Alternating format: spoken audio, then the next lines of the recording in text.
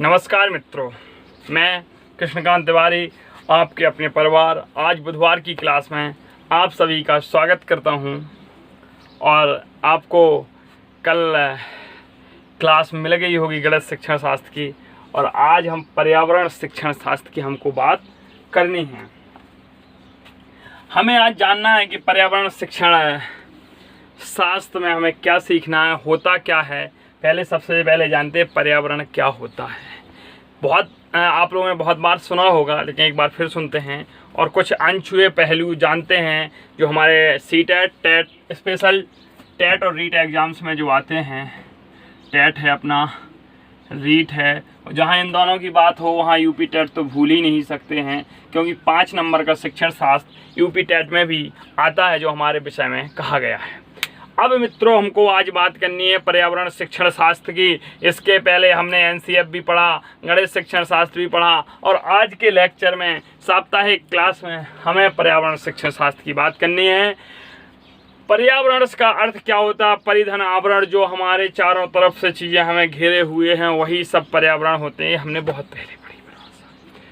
अब ये पर्यावरण का उद्भव कब हुआ, पर्यावरण प्रचलन में कैसे आया, पर्यावरण विषय किससे जुड़ा है, पर्यावरण की महत्ता क्या है, इन सब के बारे में जानते हैं। तो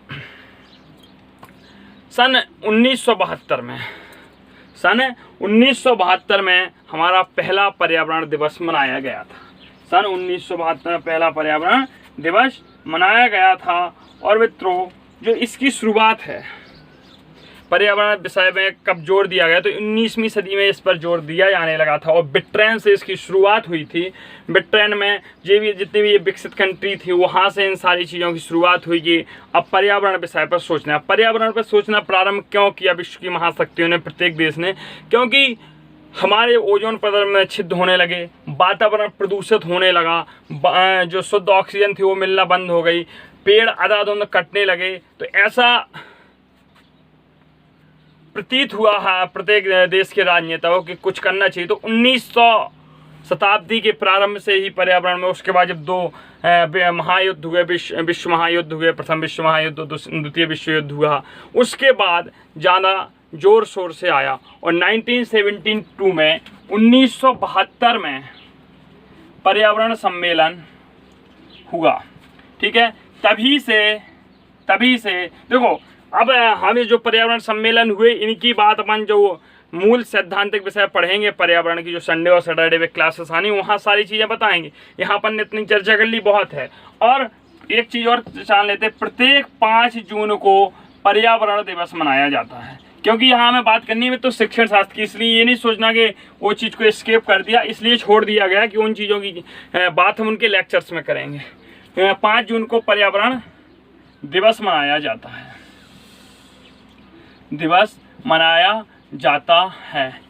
ठीक है।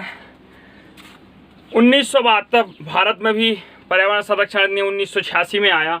बहुत सी योजनाएं चली, पशु पक्षियों को बचाने की सारी योजनाएं चली, पर्यावरण से संबंधित चली। अब हम मूलतः पर्यावरण शिक्षण शास्त्र पर बात करते हैं कि पर्यावरण जो विषय है ये कहाँ से पढ़ाया जाता है। तो पर्यावरण विषय जो प्रारंभिक स्तर से ही पढ़ाया जाने लगा है। पर्यावरण विषय किन किन विषयों में है, तो पर्यावरण में विज्ञान भी शामिल कर दी गई है और सामाजिक भी शामिल कर दी गई है। जो एनसीएफ में हमने आपको विषय बार बताए थे, उनका हमने कहा था नेक्स्ट लेक्चर्स में आपको पूरा बताएंगे कि प्राथमिक स्तर पर कौन से विषय पढ़ाए जा रहे हैं और जूनियर स्तर पर क्या पढ़ाया जा रहा है।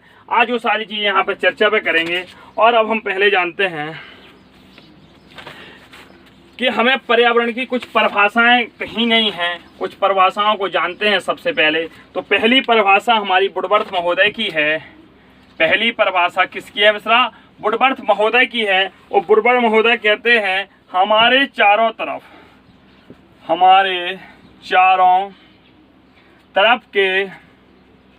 तरफ के सभी तत्व जो व्यक्ति को जन्म से ही प्रभावित करते हैं, जो व्यक्ति को जन्म से प्रभावित करना प्रारंभ करके जीवन पर्यंत प्रभावित करते हैं, जीवन पर्यंत प्रभावित करते हैं। अगली परिभाषा भी इन सबको समझाते हैं। जिम्बर्ट की थी मित्रों, जिम्बर्ट की परिभाषा देखते हैं। जिम्बर्ट महोदय कहते हैं वे सभी वस्तुएं जो चारों ओर फैली हैं वह हमें प्रभावित करती हैं। वे सभी वस्तुएं जो चारों ओर फैली हैं, जो चारों ओर फैली हैं हमें प्रभावित करती हैं। अगली परिभाषा हमारे रॉस महोदय ने कही है। रॉस महोदय कहते हैं, देखते हैं मित्रों रॉस महोदय क्या कहते हैं। पर्यावरण एक प्रकार की ऐसी शक्ति है, पर्यावरण एक प्रकार की ऐसी शक्ति है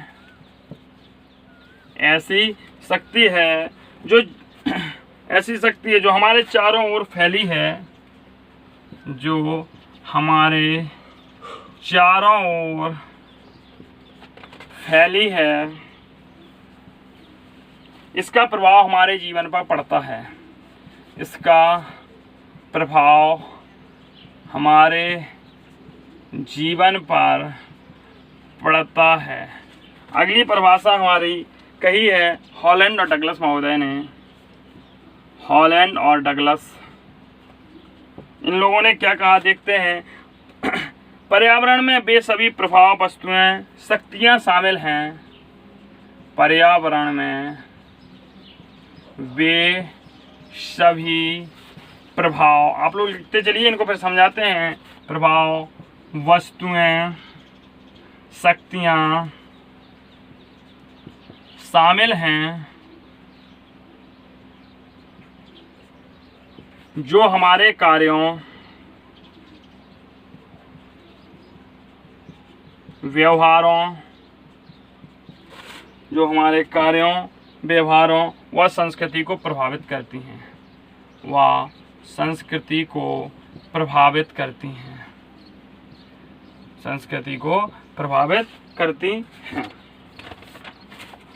ठीक है, अब इन पर हमें चर्चा करनी है। परिभाषाएं हमने जाना, पहली परिभाषा हमारे वुडवर्थ महोदय कहते हैं, तो इन परिभाषाओं से एक निष्कर्ष निकलेगा, उसको समझना है।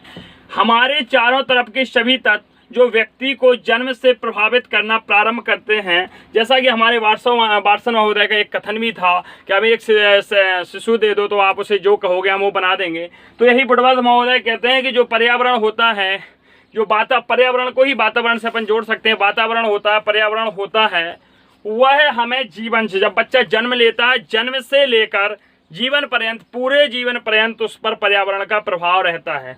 पर्यावरण कितने प्रकार का, सामाजिक पर्यावरण होता है, सांस्कृतिक पर्यावरण होता है, हमारे पेड़ पौधों से भी पर्यावरण बनता है, हर प्रकार से तो हर प्रकार के पर्यावरण से इंसान क्या रहता है, प्रभावित रहता है। वुडवर्थ महोदय ने एक यहाँ बात कही, प्रभावित करता है, नोट करना पॉइंट को।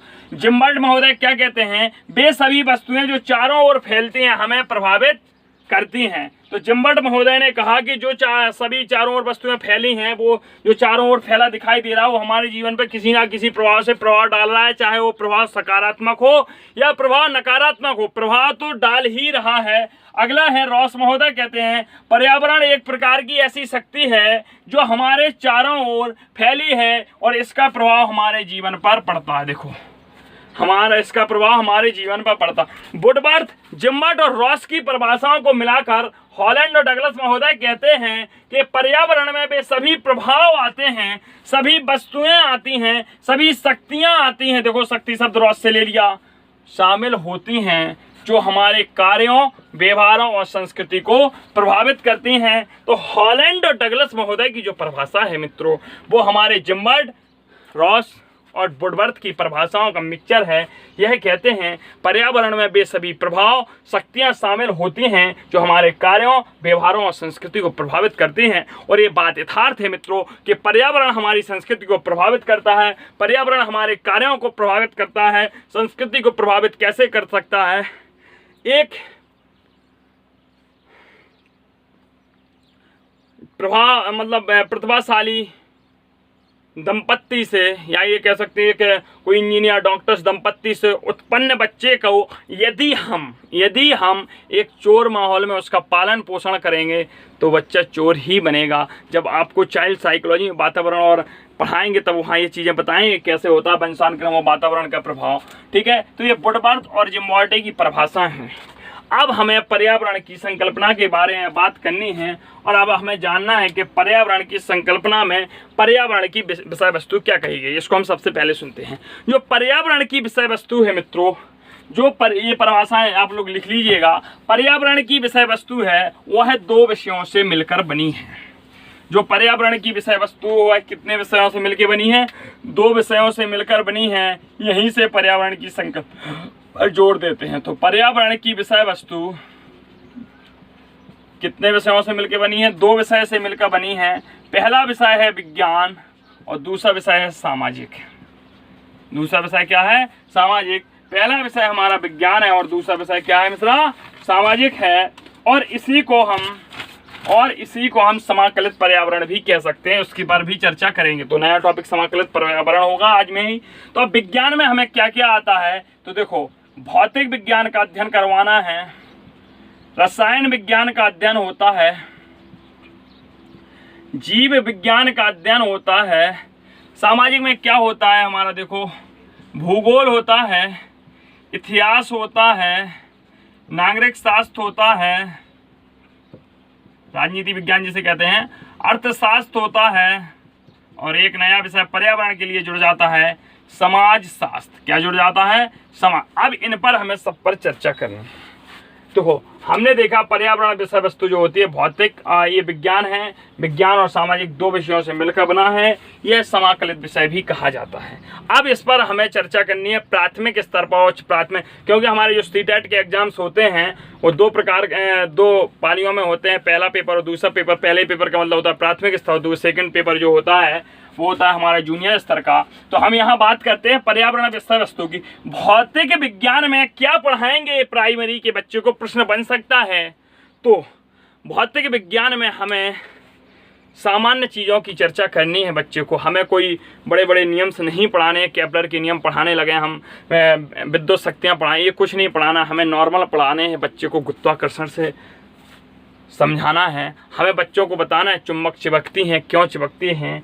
हमें बच्चे को सामान्य जानकारी भौतिक पर्यावरण के अंतर्गत देनी है। और यदि प्राथमिक स्तर पर बच्चा आ जाए, उच्च प्राथमिक स्तर पर आ जाए, 6 से 8 तक आ जाए, तो भौतिकी में हम इन्हें न्यूटन के नियम, गैलीलियो के नियम पढ़ाते हैं। इससे ज़्यादा हम भौतिकी में नहीं जाते हैं। भौतिकी में हम कार्य विषय को भी रख देते हैं। मतलब भौतिक विज्ञान का यहाँ मतलब NCF 2005 और पर्यावरण शिक्षण दोनों शास्त्र के अनुसार है कि हमें बच्चे को सामान्य भौतिक की जानकारी करानी है। ये हमारा विज्ञान शिक्षण शास्त्र हो गया। अगला कहता है रासायनिक विज्ञान का भी विषय होना चाहिए। प्राथमिक स्तर पर बच्चों को रासायनिक विज्ञान में हम क्या पढ़ाएंगे? तो हम बच्चों को प्रोटीन, विटामिन के वगैरह में बताएंगे। इससे ज़्यादा कुछ नहीं बता सकते। उन्हें हम नॉर्मल चीज़ों के सूत्र बता देंगे। जल का सूत्र क्या होता है वो भी क्लास 5 में बता पाएंगे आप। लेकिन जब यही उच्च प्राथमिक स्तर पर जाएगा तो उन्हें कार्बन की संरचना के बारे में अवगत कराएंगे अपन। थोड़ा मोड़ा उनको नाम बता देंगे, इससे ज़्यादा नहीं करते। मतलब तो दैनिक जीवन में उपयोगी होता है, अम्ल वगैरह के नाम बता देंगे। यही रासायन विज्ञान हमारी पढ़ाई जाती है। मित्रों, पर्यावरण एक ऐसा विषय है, जैसे विगत क्लास में हमने गणित का बताया था, तो पर्यावरण एक ऐसा विषय है, आप किसी भी कक्षा में चले जाइए, कोई भी कक्षा पढ़िए, बिना पर्यावरण के आप पास नहीं कर सकते हैं। पर्यावरण विषय यदि आपने BS हमने किया होगा तो उसमें भी हमें पर्यावरण का पेपर देना होता है। MSc भी किया होगा तब भी पर्यावरण का पेपर देना होगा। पर्यावरण को कंप्लीट विषय, कंपलसरी विषय रख दिया गया है। आप कोई भी पढ़ाई करो, पर्यावरण का पेपर देना ही पड़ता है, क्योंकि NCF 2005 और सरकार की यही जागरूकता फैलाने का तरीका है कि हमें प्रत्येक बच्चे को पर्यावरण से संबंधित जानकारी देनी चाहिए। इसलिए रासायनिक शास्त्र में जो पढ़ाया जाएगा वो घरेलू उपयोगों में पढ़ाने उपयोग होने वाली चीज़ों को बताया जाएगा। खाने के सोडे का फॉर्मूला क्या होता है, नमक का सूत्र क्या होता है, और उस चीज़ों को जो पढ़ाई जाएंगी उनको पर्यावरण से रिलेटेड किया जाएगा। अगला आता है जीव विज्ञान। जीव विज्ञान में हम बच्चों को 1 से 8 तक में क्या बताएंगे, तो प्राथमिक स्तर पर बच्चों को बताया जाएगा कि सजीव वस्तुएं क्या होती हैं, निर्जीव वस्तुएं क्या होती हैं, किनमें जान होती है, किनमें जान नहीं होती है। यही हम प्राथमिक स्तर पर पढ़ाते हैं। उच्च प्राथमिक स्तर पर हम जाएंगे तो बच्चों को इससे थोड़ा आगे की जानकारी दे देंगे। बकाया जो डिटेल जानकारी होती है हमारी क्लास 9 से स्टार्ट होती है। तो ये हमारा जीव विज्ञान में हो गया है मित्रों। और दैनिक जीवन में उपयोग होने वाले कार्यक्रमों को भी हम विज्ञान के अंतर्गत पढ़ाएंगे मित्रों। अब आगे हम बात करते हैं सामाजिक विषय के अंतर्गत हमारी 5 चीज़ें आती हैं, इनको हम कैसे पढ़ाएंगे। पहला होता है भूगोल। तो भूगोल में हम बच्चों को महाद्वीप, पर्वत, पठार आदि चीज़ों से अवगत कराएंगे। क्या होते हैं भूगोल में हम बच्चों को सौरमंडल के ग्रहों के बारे में बताएंगे। हम बच्चों को यह सिखाएंगे कि पृथ्वी परिक्रमा कैसे करती है, दिन रात कैसे होती है, ऋतुओं का परिवर्तन कैसे होता है। ये हमारा भूगोल विषय का अध्ययन होगा। इतिहास विषय में हम क्या पढ़ाएंगे मित्रों, देखो एनसीएफ अलग कहता है और ये क्या कहता है, क्योंकि एनसीएफ व्यवहारिक ज्ञान को देता है और पर्यावरण शिक्षण में आप इतिहास में पर्यावरण शिक्षण का मतलब यह हुआ कि पर्यावरण के थ्रू आप पर्यावरण में जो इतिहास विषय शामिल कर लिया गया है, ये दोनों विषय समाहित किसमें है, हमारे पर्यावरण में है। तो यहाँ क्या पढ़ाओगे, तो इतिहास में घटी हुई घटनाएं, हमारा चिपको आंदोलन हुआ, हमारा अपिक्को आंदोलन हुआ, हमारा खेजड़ी आंदोलन राजस्थान का हुआ, हमारा नर्मदा बचाओ आंदोलन मध्य प्रदेश का हुआ। ये सारे आंदोलन इतिहास की घटित घटनाएं हैं मित्रों, इनको हम पर्यावरण में पढ़ाएंगे। यही हमारा इतिहास विषय होगा। नागरिक शास्त्र में हम बच्चों को क्या समझाएंगे, आपसी पर्यावरण की एनसीएफ में जो कहा गया है वही बताएंगे। आपको एनसीएफ का लेक्चर देख लीजिए, वहाँ नागरिक शास्त्र विषय की बताई है। अर्थशास्त्र में हम क्या बताएंगे, तो अर्थशास्त्र में हम प्राथमिक प्रवेश के बच्चे हैं उनको हम बताएंगे कैसे धोबी कपड़े साफ करके पैसा कमाता है, कैसे कुम्हार पैसा कमाता है, कैसे मछली पालने वाले पैसा कमाते हैं, कैसे मुर्गा पालन करने वाले पैसा कमाते हैं। उन्हें वह काम बताए जाएंगे जो ग्रामीण क्षेत्रों में होते हैं। ये हमारा अर्थशास्त्र का विषय हो गया। समाजशास्त्र का विषय हमारा क्या कहता है, तो हम समाजशास्त्र में बच्चों को वह सारी चीज़ें संस्कृति से संबंधित पढ़ाएंगे। बच्चों को बताएंगे कि हमारे समाज की संस्कृति कैसी है, हमारी भारतीय संस्कृति कैसी रही, एकल परिवार क्या होते हैं, संयुक्त परिवार क्या होते हैं, कैसे समाज से हम जोड़ा जाए, समाज में बैठने के तौर तरीके क्या होते हैं, अपनी संस्कृति से अवगत कराना, ये सारी चीज़ें हम समाजशास्त्र के अंदर पढ़ाएंगे। और जब इन दोनों चीज़ों को मिला दिया जाएगा तो हमारा पर्यावरण विषय वस्तु बन जाएगा।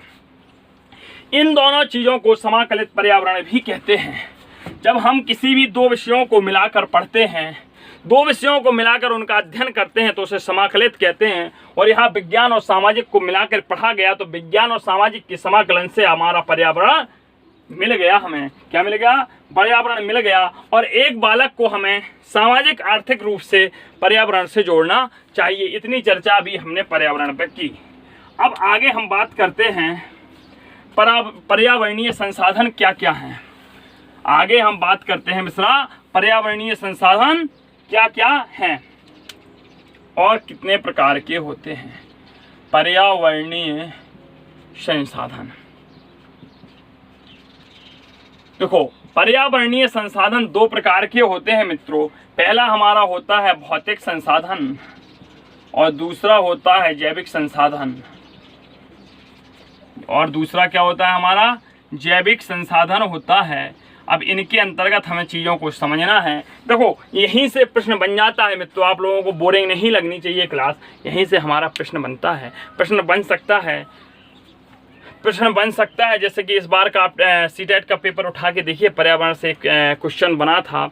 और पेपर्स में आते हैं प्रश्न कैसे बनते हैं ये कोई पता नहीं चलता है। प्रश्न बन सकता है कि पर्यावरण में कौन से 2 विषयों को पढ़ाया जाता है, तो हम कह सकते हैं पर्यावरण के अंतर्गत विज्ञान और सामाजिक को समाकलित रूप में पढ़ाया जाता है। पूछ सकता है पर्यावरण के अंतर्गत कि अपेक्को आंदोलन या चिपको आंदोलन की घटना इतिहास में है, लेकिन यदि पर्यावरण में से जोड़ के पढ़ाओगे तो हम पढ़ा सकते हैं। क्वेश्चन कैसे भी बन सकता है। क्वेश्चन ये भी पूछ सकता है अपेक्को आंदोलन कब हुआ था, चिपको आंदोलन कब हुआ था, खिचड़ी का नर्मदा आंदोलन कब हुआ था, नर्मदा बचाओ आंदोलन कब हुआ था, सारी चीज़ें हमारी पूछ ही सकती हैं और ये सारी चीज़ें बताएंगे। तो पूछने को तो एग्जाम में कुछ भी पूछ सकता है, लेकिन मित्रों हमें हर चीज़ का ज्ञान होना चाहिए। अब हम बात करते हैं पर्यावरणीय संसाधन की। तो हमने बताया कि पर्यावरणीय संसाधन दो प्रकार के होते हैं, भौतिक संसाधन और जैविक संसाधन, और ये दोनों संसाधन भी दो दो प्रकार के होते हैं। एक होता है प्रकृति द्वारा निर्मित और एक होता है मानव द्वारा निर्मित। और यहाँ भी जैविक संसाधन जो होते हैं ये भी होते हैं प्रकृति द्वारा निर्मित और दूसरा होता है मानव द्वारा निर्मित। तो दो प्रकार के हमारे संसाधन यहाँ भी होते हैं। पहला होता है प्रकृति द्वारा निर्मित और मानव द्वारा निर्मित। अब प्रकृति द्वारा और मानव निर्मित द्वारा देखो यहीं से कन्फ्यूजन पैदा होता है मित्रों। अभी देखते हैं, अभी आप लोग खुद कन्फ्यूजन हो सकता है उन चीज़ों को जो प्रकृति द्वारा आया है। मिश्रा हमारा पहाड़ प्रकृति से निर्मित हुआ है, पर्वत प्रकृति से निर्मित हुए हैं, पठार प्रकृति से हुए हैं, नदी प्रकृति से हुए हैं, महाद्वीप प्रकृति से हुए हैं, द्वीप प्रकृति से हुए हैं, नदी हो गई, सागर हो गए, महासागर हो गए, हमारे सागर महासागर हो गए, प्रकाश हो गया, जलवायु हो गई और झीलें हो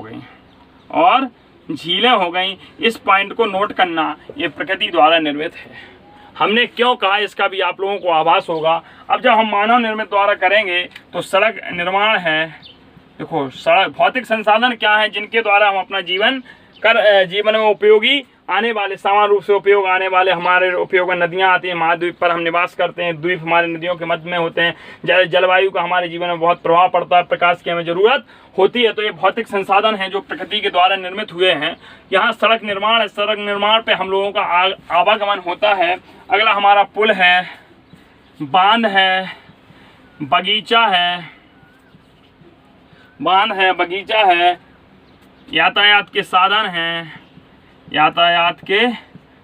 हैं। और देखो मित्रों कन्फ्यूज नहीं होना, नहरें हैं और कृत्रिम झील है। देखो हमने कहा था इस चीज़ को, अगर प्रश्न आ जाता है, यदि प्रश्न लिख के आ जा सकता है कि निम्न भौतिक संसाधनों में कौन सा प्रकृति द्वारा निर्मित है, और यदि वहाँ आ जाता है प्रकृति द्वारा निर्मित है तो क्वेश्चन बनता है, यदि हमारा प्रश्न बन सकता है कौन सा संसाधन प्रकृति द्वारा निर्मित है। पहला ऑप्शन दे दिया हमारा पर्वत, दूसरा ऑप्शन दे दिया कृत्रिम झील, तीसरा ऑप्शन दे दिया 1 व 2, तीसरा और चौथा ऑप्शन दे दिया नन ऑफ दीज। तो इसमें से अपन कृत्रिम झील नहीं मान लेंगे, हमारा ऑप्शन होगा 1 सही, क्योंकि कौन सा संसाधन प्रकृति द्वारा निर्मित है, प्रश्न यही था। तो पर्वत प्रकृति द्वारा निर्मित हैं, और यदि यही मित्रों कृत्रिम शब्द को हम हटा देंगे तो हमारा ऑप्शन फिर 3 राइट हो जाएगा, क्योंकि झील के आगे मेंशन नहीं किया गया है कि कृत्रिम है कि प्रकृति निर्मित है, और जब मेंशन ना किया जाए तो उसे प्रकृति निर्मित ही मानेंगे हम, क्योंकि झील 2 प्रकार की होती है, प्रकृति निर्मित भी होती है और मानव निर्मित भी होती है। यहाँ तक हमने चर्चा की। हमारे भौतिक संसाधन होते हैं, पर्यावरणीय संसाधन में क्या होते हैं, भौतिक संसाधन होते हैं। भौतिक संसाधन में पहाड़ का उपयोग किया जाता है, पर्वत होते हैं, पठार होते हैं, नदियाँ जो हमारे देश में, तो नदियों का देश है जहाँ गंगा जैसी पावन नदियों का प्रवाह है। महाद्वीप होते हैं, हमारे पृथ्वी पर 7 महाद्वीप हैं, द्वीप है, सागर हैं, महासागर है, प्रकाश तो हमें मिलते ही है, जलवायु परिवर्तन और झील हैं। अगला प्रश्न यहाँ पे देखते हैं हम कि जो हमारे जैविक संसाधन हैं उसमें से हम देखते हैं इसमें से क्या होता है। मनुष्य, पहला तो प्रकृति द्वारा जैविक संसाधन है, मनुष्य है, पशु है, पक्षी है, जीवाणु हैं, कीटाणु हैं, विषाणु हैं।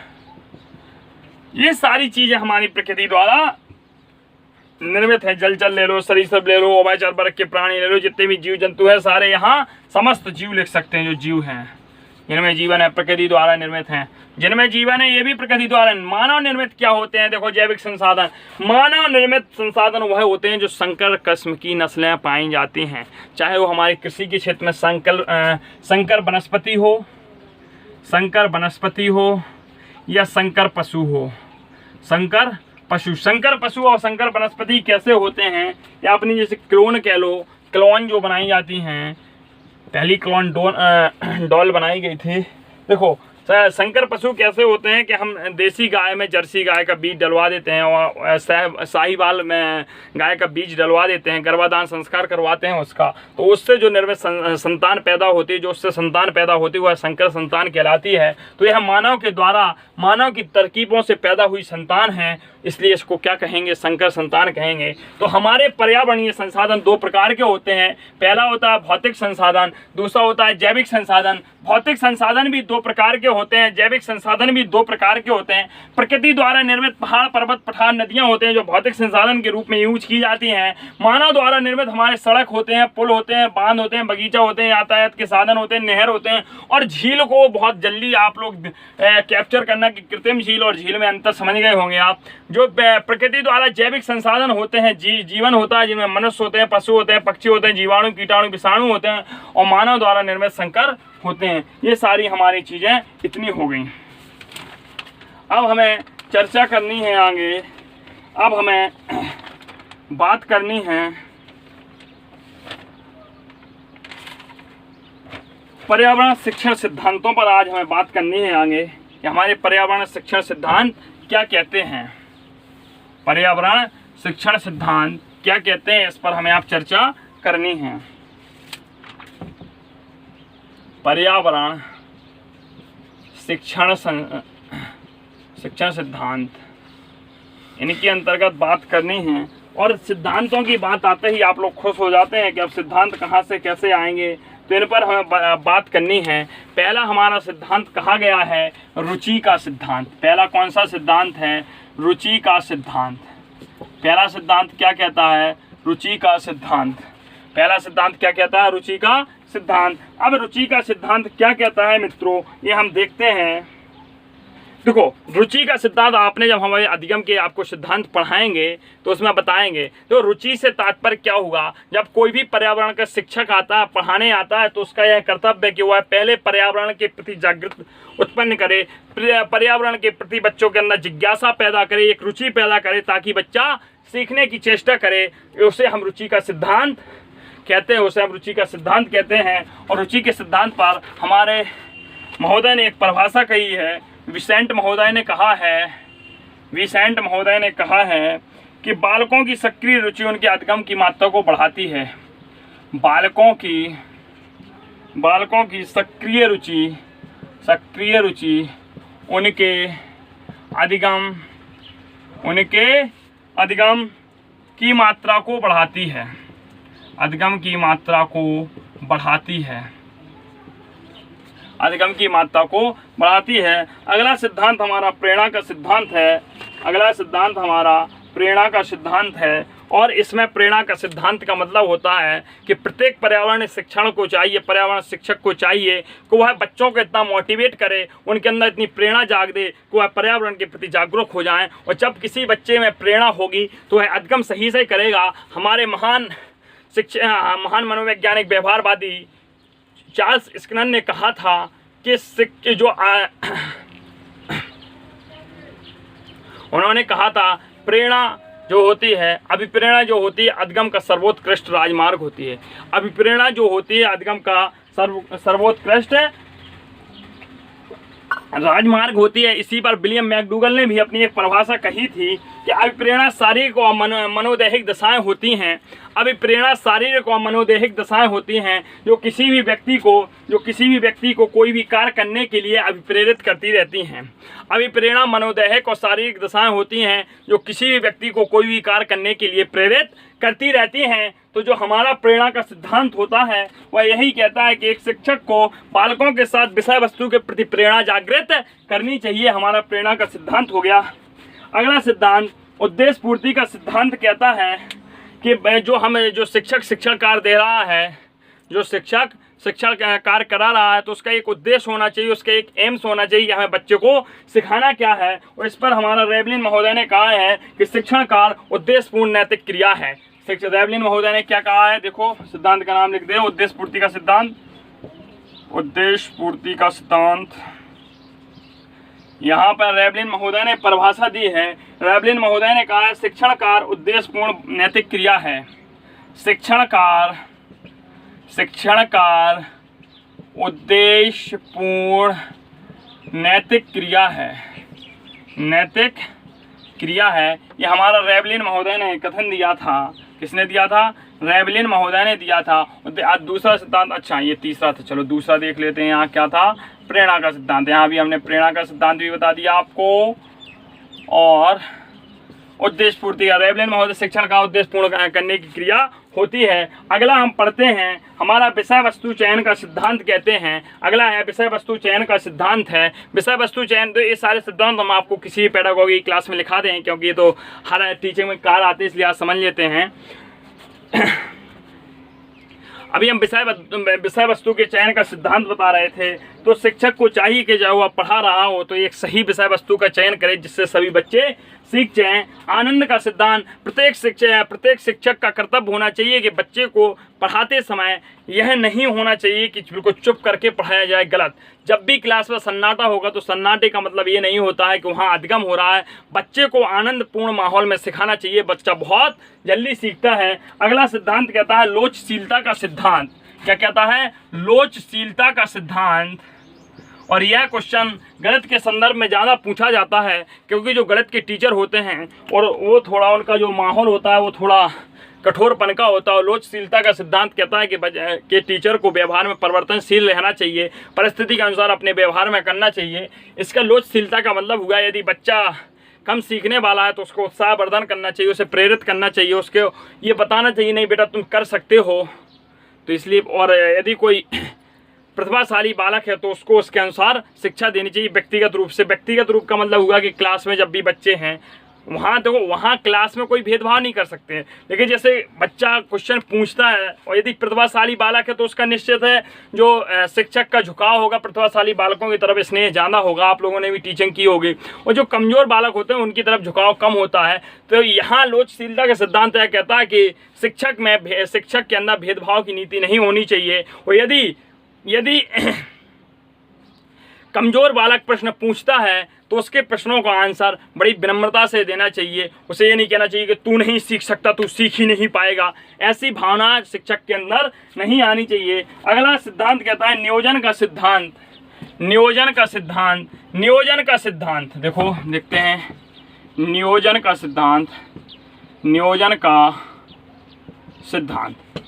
का सिद्धांत कहता है मित्रों कि हमें प्रत्येक शिक्षक को एक पूर्ण रणनीति के तहत पढ़ाना चाहिए। पूर्ण रणनीति का मतलब होता है कि पढ़ाने के पहले शिक्षक को पता होना चाहिए उसे कैसा पढ़ाना है, एक प्लानिंग तैयार होनी चाहिए। जो यह नियोजन होता है यह शिक्षक को घर से करने के लिए कहा जाता है। अगला होता है हमारा, इसमें एक योजना होती है। नियोजन का मतलब हुआ योजना के तहत पढ़ाना। जैसे कि हमने 7 दिन की योजना आपके लोगों के सामने प्रस्तुत की थी, तो उसी प्रकार से नियोजन का सिद्धांत भी कहता है कि टीचर को अपनी योजना रखनी चाहिए। अगला हमारा सिद्धांत कहता है जीवन केंद्रित शिक्षा का सिद्धांत। जीवन केंद्रित शिक्षा का सिद्धांत, जीवन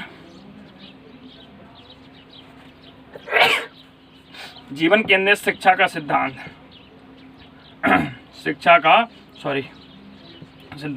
जीवन केंद्रित शिक्षा का सिद्धांत यह कहता है कि प्रत्येक बालक की शिक्षा को जीवन केंद्रित करना चाहिए। अध्यापक का गुण है कि वह, पर्यावरण के अध्यापक को चाहिए कि वह बच्चे को जीवन केंद्रित शिक्षा सिखाए। अगला कहता है कि कक्षा कक्षीय व्यवहार सहसंबंधता का सिद्धांत। अगला कहता है सहसंबंधता का सिद्धांत, संबद्धता का सिद्धांत।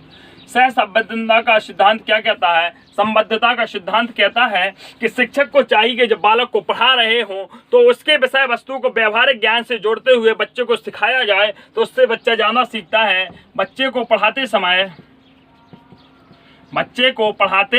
समय उसको पढ़ाई जाने वाली विषय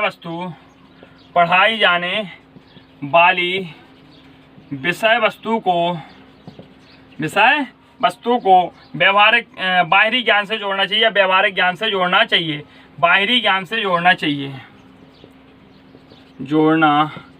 चाहिए, जैसे कि हमें यदि बच्चे को सिखाना है, कोई पाठ दे दिया गया कि गांव में परिवर्तन होता है, तो आप उसे बताने लगोगे, या जैसे कि आप ऐसे कहीं एरिया में पढ़ाने गए, अभी भी काफ़ी ऐसे पिछड़े एरिया हैं भारत देश में कि जहाँ बच्चों ने 4 व्हीलर नहीं देखी है, बड़ी बड़ी हवेलियाँ नहीं देखी हैं, और उन्हें आप भवन निर्माण के बारे में बताओ तो कभी नहीं जान पाएंगे कैसे भवन निर्माण होगा। उसके पहले ज़रूरी है हम बच्चे को यह बताएं कि मकान कैसे बनता है, फिर धीरे धीरे यदि हम मकान से उसे बड़े विशाल भव्य महल की तरफ इशारा करेंगे तो बच्चा समझने में सक्षम होगा। यदि सीधा महल का वर्णन करोगे तो बच्चा कभी नहीं समझ पाएगा। इसलिए सहसंबंधता का सिद्धांत कहता है पर्यावरण शिक्षक को चाहिए कि वह बच्चे को जो भी ज्ञान दे वह पर्यावरण से जोड़कर दे, तो बच्चे के अंदर पर्यावरण के प्रति भी जागृति उत्पन्न होगी, तो रुचि के सिद्धांत का भी पालन करेगा, उसके अंदर प्रेरणा जागेगी तो प्रेरणा के सिद्धांत का भी पालन करेगा, और यहाँ से जो विषय वस्तु होगी वो बाहरी ज्ञान से जोड़कर भी पढ़ाई जा सकती है। अगला कहता है कक्षीय व्यवहार का सिद्धांत।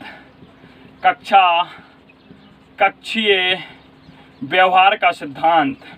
कक्षीय व्यवहार का सिद्धांत मित्रों कहता है, इस सिद्धांत का तात्पर्य यह हुआ कि बच्चों के कक्षा का माहौल ऐसा होना चाहिए कि बच्चा खुद एक सीखे। एनसीएफ ने भी वकालत की थी कि हमें चाहिए कि बच्चे को अधिक से अधिक खुद से सीखने के लिए, कहें जॉन डीवी महोदय ने कहा था लर्निंग बाय डूइंग, खुद करके सीखना। मतलब एक शिक्षक को चाहिए कि बच्चे को कुछ ज्ञान दे, उसके बाद कोशिश उसकी यह होनी चाहिए बच्चा अधिक से अधिक खुद से सीखे, और जितना बच्चा करके सीखेगा उतना ही ज्ञान स्थायी होगा। आज हमारी पर्यावरण के ये सारे सिद्धांत हो गए, जो नेक्स्ट टॉपिक होगा वो काफ़ी अच्छा होगा। उसके आगे हमें पर्यावरण में आगमन विधि वगैरह यहाँ पर निष्कर्ष निकालेंगे उनका, और इसके आगे जो भी पेडालॉजी पोर्शन है उस पर चर्चा करेंगे। और आपको सैटरडे और संडे 2 दिन पर्यावरण की जो थ्योरेटिकल क्लासेस हैं, शिक्षण शास्त्र के अतिरिक्त जो पर्यावरण है, हमारा परिवार है, सामाजिक उद्देश्य हैं, और अपन ले लें पर्यावरणीय सम्मेलन है, जितनी भी टेट और सीटेट में क्वेश्चन है, जो सीटेट का 15 नंबर का पोर्शन होता है, वो सारी चीज़ें हम संडे और सैटरडे 2 दिन आपको 2 या 3 लेक्चर दिया करेंगे, उन्हें पढ़ाएंगे। बहुत बहुत धन्यवाद आप सभी का।